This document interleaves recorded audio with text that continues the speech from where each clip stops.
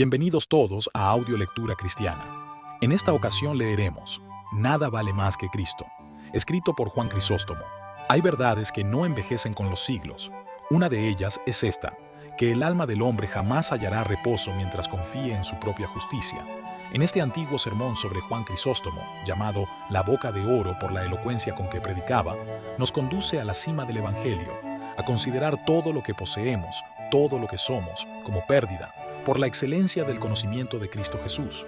Aquí, el resplandor de la fe brilla por encima de toda gloria terrenal.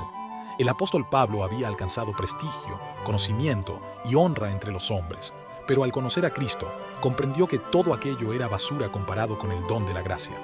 Este mensaje no es solo una reliquia del pasado, sino una voz viva que atraviesa los siglos y nos pregunta hoy, ¿qué valor tiene el mundo si el alma no posee a Cristo? Escuchemos, pues, con corazón humilde, estas palabras ardientes del gran Crisóstomo y permitamos que el Espíritu Santo nos lleve, como a Pablo, a decir, todo lo tengo por pérdida, por amor a Cristo, y ser hallado en Él, no teniendo mi propia justicia, sino la que es por la fe. Acompáñanos en esta edificante audiolectura. Esperamos sea de gran bendición para todos. Dicho esto, amados hermanos, comencemos. Sin embargo, cuantas cosas eran para mí ganancia, las he estimado como pérdida por amor de Cristo. Sí, en verdad, y aún consideré todas las cosas como pérdida por la excelencia del conocimiento de Cristo Jesús, mi Señor, por quien lo perdí todo, y lo tengo por basura, para ganar a Cristo y ser hallado en Él, no teniendo una justicia propia, la que es de la ley, sino la que es por la fe en Cristo, la justicia que es de Dios. Filipenses 3:7-8. Habiendo enumerado toda la jactancia judía, tanto la de su nacimiento como la de su elección, añadió, sin embargo, cuantas cosas eran para mí ganancia, las he estimado como pérdida por la excelencia del conocimiento de Cristo Jesús, mi Señor, por quien lo perdí todo, y lo considero estiércol, para ganar a Cristo. Aquí los herejes se lanzan al ataque, pues incluso esto proviene de la sabiduría del Espíritu, para inspirarles esperanzas de victoria, para que puedan emprender la lucha. Pues si se hubiera dicho claramente, habrían actuado aquí como en otros lugares. Habrían borrado las palabras, habrían negado la Escritura, cuando no pudieron siquiera mirarla de frente. Pero como en el caso de los peces, aquello que puede atraparlos está oculto para que puedan nadar hacia arriba, y no está a la vista. Esto en verdad ha sucedido aquí también. Dicen que Pablo llama estiércol a la ley, la llama pérdida. Él dice que no era posible ganar a Cristo si no sufría esta pérdida. Todas estas cosas indujeron a los herejes a aceptar este pasaje, creyéndolo favorable. Pero cuando lo tomaron, los rodeó por todos lados con sus redes. ¿Qué dicen ellos mismos? Miren, la ley es pérdida, es basura. ¿Cómo entonces decís que es de Dios? Pero estas mismas palabras son favorables a la ley, y cómo lo son, se manifestará de aquí en adelante. Prestemos atención a sus palabras. No dijo, la ley es pérdida, sino que la consideré pérdida. Pero cuando habló de ganancia, no dijo, las consideré, sino que eran ganancia. Pero cuando habló de pérdida, dijo, las consideré. Y esto con razón, pues lo primero era así por naturaleza, pero lo segundo llegó a serlo, según mi opinión. ¿Qué, entonces? ¿No es así? Dice él. Es pérdida para Cristo. ¿Y cómo se ha convertido la ley en ganancia? Y no se consideraba ganancia, sino que lo era. Pues consideren cuán grandioso fue traer a los hombres, embrutecidos en su naturaleza, a la forma de hombres. Si la ley no hubiera existido, no se habría dado la gracia. ¿Por qué? Porque se convirtió en una especie de puente, pues cuando era imposible ascender a lo alto desde un estado de gran humillación, se formó una escalera.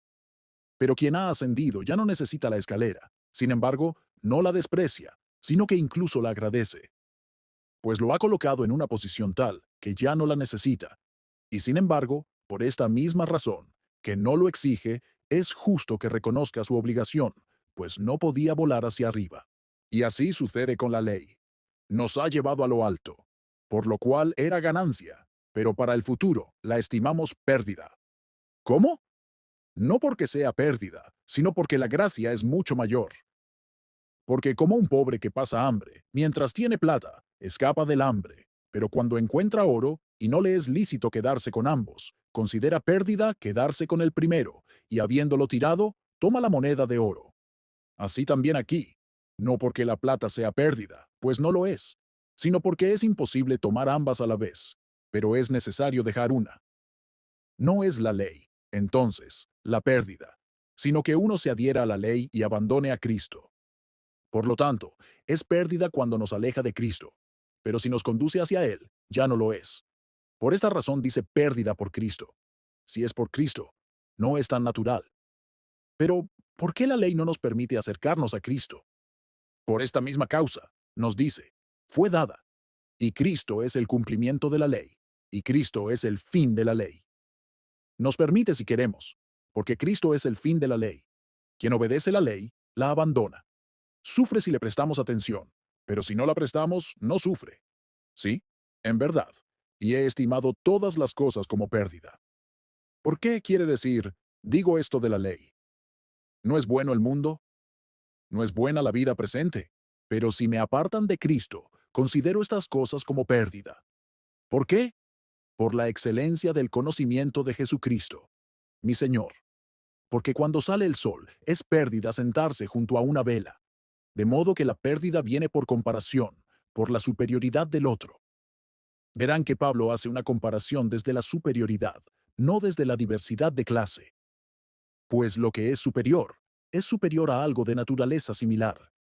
De modo que muestra la conexión de ese conocimiento por el mismo medio con el que extrae la superioridad de la comparación. Por quien lo perdí todo, y lo tengo por estiércol, para ganar a Cristo. Aún no está claro si habla de la ley, pues es probable que la aplique a las cosas de este mundo. Pues cuando dice, lo que para mí era ganancia, lo he estimado como pérdida por Cristo. Sí, en verdad, añade, estimo todas las cosas como pérdida. Aunque dijo todo, se trata de cosas presentes, y si se desea que también sea la ley, ni siquiera así se la insulta. Pues el estiércol proviene del trigo, y la fuerza del trigo es el estiércol, es decir, la paja. Pero así como el estiércol era útil en su estado anterior, de modo que lo recogemos junto con el trigo, y si no hubiera habido estiércol, no habría habido trigo. Así también sucede con la ley. ¿Ves cómo en todas partes lo llama pérdida, no en sí misma, sino por Cristo? Sí, en verdad, y considero todas las cosas como pérdida. ¿Por qué? De nuevo, por la excelencia del conocimiento, de Él, por quien lo perdí todo. Además, por lo cual también considero todo pérdida para ganar a Cristo. Observa cómo, desde todos los puntos de vista, se aferra a Cristo como su fundamento, y no permite que la ley sea expuesta ni golpeada, sino que la protege por todos lados. Y para que yo pueda ser hallado en Él, sin tener una justicia propia, ni siquiera la que proviene de la ley. Si quien tenía justicia corrió a esta otra justicia, porque la suya no era nada, ¿cuánto más deberían correr a Él quienes no la tienen? Y bien dijo, una justicia propia, no la que obtuve con trabajo y esfuerzo, sino la que encontré por gracia. Si entonces quien fue tan excelente es salvo por gracia, mucho más lo eres tú. Pues como era probable que dijeran que la justicia que proviene del trabajo es mayor, él muestra que es basura en comparación con la otra. Porque de lo contrario, yo, que era tan excelente en ella, no la habría desechado para correr a la otra. Pero ¿qué es ese otro? Lo que es de la fe de Dios, es decir, también es dado por Dios. Esta es la justicia de Dios. Esto es completamente un regalo. Y los regalos de Dios exceden por mucho esas buenas obras sin valor, que se deben a nuestra propia diligencia. Pero ¿qué es por la fe para que pueda conocerlo? Entonces el conocimiento es por medio de la fe, y sin fe es imposible conocerlo. ¿Por qué cómo? A través de ella debemos conocer el poder de su resurrección. ¿Por qué razón puede demostrarnos la resurrección? Ninguna, sino solo la fe. Porque si la resurrección de Cristo, quien fue según la carne, se conoce por la fe, ¿cómo puede la generación de la palabra de Dios ser comprendida por el razonamiento? Porque la resurrección es menor que la generación. ¿Por qué? Debido a eso ha habido muchos ejemplos, pero de esto ninguno nunca. Porque muchos muertos se levantaron antes de Cristo, aunque después de su resurrección murieron, pero nadie nació jamás de una virgen. Si pues, debemos comprender por la fe lo que es inferior a la generación según la carne, ¿cómo puede comprenderse por la razón lo que es mucho mayor, inmensurablemente e incomparablemente mayor? Estas cosas constituyen la justicia. Debemos creer que Él era capaz de hacerlo, pero no podemos demostrar cómo lo fue, porque de la fe proviene la participación en sus padecimientos. Pero ¿cómo? Si no hubiéramos creído, tampoco habríamos padecido. Si no hubiéramos creído que si perseveramos con Él, también reinaremos con Él. Segunda de Timoteo 2:12. No deberíamos haber soportado los sufrimientos. Tanto la generación como la resurrección se comprenden por la fe. ¿Ves? Esa fe no debe ser absoluta, sino a través de las buenas obras, pues especialmente cree que Cristo ha resucitado, quien de igual manera se entrega a los peligros, quien tiene comunión con Él en sus sufrimientos, porque tiene comunión con aquel que resucitó, con aquel que vive, por lo que dice, y ser hallado en Él, no teniendo una justicia propia, la que es de la ley, sino la que es por la fe en Cristo, la justicia que es de Dios por la fe, para que pueda conocerlo a Él, y el poder de su resurrección, y la participación en sus sufrimientos, llegando a ser semejante a Él en su muerte. Si en alguna manera puedo alcanzar la resurrección de entre los muertos, dice, siendo semejante a Él en su muerte, es decir, teniendo comunión. Mientras que Él sufrió por los hombres, así también yo. Por lo cual dijo, conformándose y de nuevo en otro lugar, y completar de mi parte lo que falta de las aflicciones de Cristo en mi carne. Colosenses 1:24, es decir, estas persecuciones y sufrimientos obran la imagen de su muerte, porque Él no buscó lo suyo, sino el bien de muchos. Por lo tanto, las persecuciones, las aflicciones y los apuros no deben perturbarlos, sino incluso alegrarlos, porque a través de ellos somos conformados a su muerte. Como si hubiera dicho, somos moldeados a su semejanza, como dice en otro lugar, donde escribe, llevando en el cuerpo la muerte del Señor Jesús. Segunda de Corintios 4:10. Y esto también proviene de una gran fe, porque no solo creemos que Él resucitó, sino que después de su resurrección también tiene gran poder, por lo que recorremos el mismo camino que Él recorrió. Es decir, nos convertimos en hermanos de Él, también en este aspecto. Como si hubiera dicho, nos convertimos en Cristo en este aspecto. ¿Cuán grande es la dignidad de los sufrimientos? Creemos que nos conformamos a su muerte a través de ellos. Porque así como en el bautismo fuimos sepultados con la semejanza de su muerte, así también aquí, con su muerte. Allí dijo con razón, la semejanza de su muerte. Romanos 6:4-5. Pues allí no morimos del todo, no morimos en la carne, al cuerpo, sino al pecado. Desde entonces se habla de una muerte, y de una muerte. Pero Él murió en el cuerpo, mientras que nosotros morimos al pecado. Y allí murió el hombre que asumió, que estaba en nuestra carne, pero aquí el hombre de pecado. Por eso dice, la semejanza de su muerte, pero aquí, ya no la semejanza de su muerte, sino su muerte misma. Porque Pablo, en sus persecuciones, ya no murió al pecado, sino en su propio cuerpo. Por lo tanto, sufrió la misma muerte. Si de alguna manera, dice él, puedo alcanzar la resurrección de entre los muertos. ¿Qué dices? Todos los hombres tendrán parte en eso, porque no todos dormiremos, pero todos seremos transformados. Primera de Corintios 15:51. Y todos participarán no solo de la resurrección, sino también de la incorrupción. Algunos, ciertamente, para honra, pero otros como medio de castigo.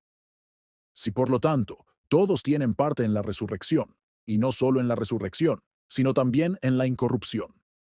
Como dijo, si de alguna manera puedo alcanzarla, como si estuviera a punto de participar en algo especial. Por esta causa, dice, sufro estas cosas, si de alguna manera puedo alcanzar la resurrección de entre los muertos. Porque si no hubieras muerto, no resucitarías.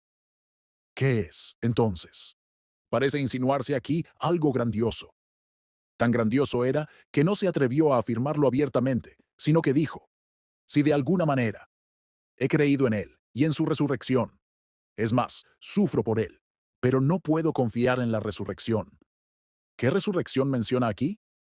La que conduce a Cristo mismo.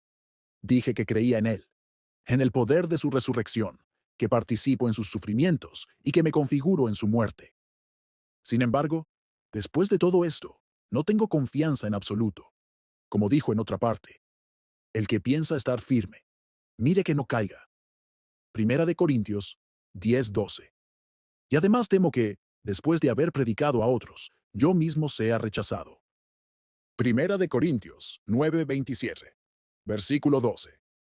No que lo haya alcanzado ya, ni que ya sea perfecto, sino que prosigo, por ver si logro asir aquello para lo cual fui también asido por Cristo Jesús. No que ya lo haya alcanzado. ¿Qué significa ya haberlo obtenido? Habla del premio, pero si quien soportó tales sufrimientos, quien fue perseguido, quien tuvo en sí la muerte del Señor Jesús, aún no confiaba en esa resurrección, ¿qué podemos decir? ¿Qué significa, si puedo asir? Lo que antes dijo, si llegase a la resurrección de entre los muertos. Segunda de Corintios 4:10. Si puedo comprender, dice, su resurrección. Es decir, si puedo soportar tantas cosas, si puedo imitarlo, si puedo asemejarme a él. Por ejemplo, Cristo sufrió mucho, fue escupido, herido, azotado, y finalmente sufrió lo que sufrió. Este es el curso completo. A través de todas estas cosas es necesario que los hombres soporten toda la contienda y así lleguen a su resurrección. ¿O quiere decir esto? Si soy considerado digno de alcanzar la gloriosa resurrección, lo cual es una cuestión de confianza, para su resurrección. Porque si soy capaz de soportar todas las contiendas, también podré tener su resurrección y resucitar con gloria. Porque todavía no soy digno, dice, pero sigo adelante, por si acaso puedo comprender. Mi vida sigue siendo una contienda, todavía estoy lejos del final, todavía estoy lejos del premio, todavía corro, todavía persigo. Y él no dijo, corro, sino que persigo. Porque ya saben con qué afán persigue un hombre. No ve a nadie. Aparta con gran violencia a todo aquel que interrumpa su persecución. Reúne su mente, su vista, sus fuerzas, su alma y su cuerpo, sin mirar nada más que el premio. Pero si Pablo, quien tanto persiguió, quien había sufrido tanto, dice, si puedo alcanzarlo, ¿qué diremos nosotros, quienes hemos dejado en nuestros esfuerzos? Entonces, para mostrar que se trata de una deuda, dice, por la cual también fui aprehendido por Cristo Jesús.